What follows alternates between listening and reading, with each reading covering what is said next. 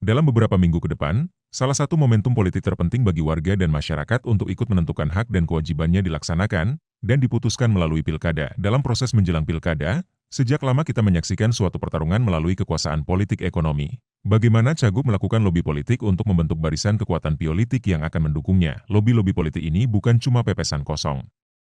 Kemampuan kuasa politik ekonomi telah membuktikan bagaimana sebagian besar partai politik menyatukan diri untuk mendukung salah satu cagup. Yang menarik dan sangat ironis, inisiatif untuk mendukung salah satu cagup dilakukan oleh salah satu tokoh Golkar, Nurdin Halid, untuk mendukung Andi Sudirman Sulaiman sebagai cagup.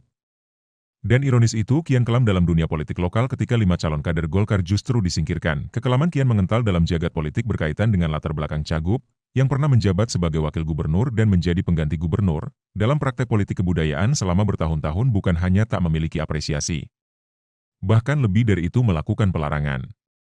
Pelarangan terhadap upacara tradisi merupakan bentuk dari politik kebudayaan yang tak memiliki respek terhadap hasanah sejarah sosial yang menjadi dasar tatanan nilai bagi masyarakat. Dalam setengah abad politik di Sulsel kita menyaksikan bagaimana Golkar menjadi suatu kekuatan terpenting dalam menciptakan kemajuan daerah itu secara ekonomi, sosial, dan juga kebudayaan. Pada sisi lainnya, peranan Golkar dalam kaderisasi telah mengangkat daerah Sulsel menjadi salah satu wilayah yang harus diperhatikan dalam peta politik nasional. Sekarang soalnya kenapa pula kaderisasi Golkar bisa diganjal dan bahkan disingkirkan oleh seseorang yang tak lagi menimbang sejarah politik dan kebudayaan di Sulsel. Apakah Nurdin Halid telah kehilangan visi dan mengubah arah politik melalui semata-mata demi kepentingan politik ekonomi dirinya?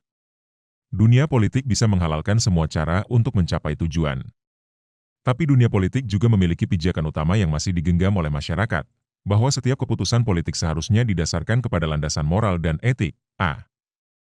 Jika tidak, maka pengkhianatan terhadap tatanan nilai itu akan menciptakan degradasi relasi sosial. Dalam konteks degradasi relasi sosial dan perlunya mengembalikan tatanan nilai pada arah ideal politik kebudayaan di Sulsel, sangat dibutuhkan komitmen kaum seniman, akademisi dan pelaku kebudayaan untuk menyatukan energi dan menghimpun diri dan menciptakan suatu gerakan sosial pembaharuan. Gerakan sosial itu sangat dibutuhkan agar dunia politik dan dunia kebudayaan di Sulsel kembali kepada marwah dan martabatnya, sebab jika kita membiarkan kondisi sengkarut dari interes politik yang tak memperhitungkan landasan moral dan etik, berdasarkan hasanah tradisi, maka lubang hitam kehidupan menganga yang akan menelan anak cucu di masa yang akan datang. Momentum pilkada ini harus dijadikan momentum terpenting oleh kaum seniman, akademisi, dan pelaku kebudayaan, bahwa perubahan arah harus diciptakan dan hal itu merupakan tanggung jawab moral kita semua.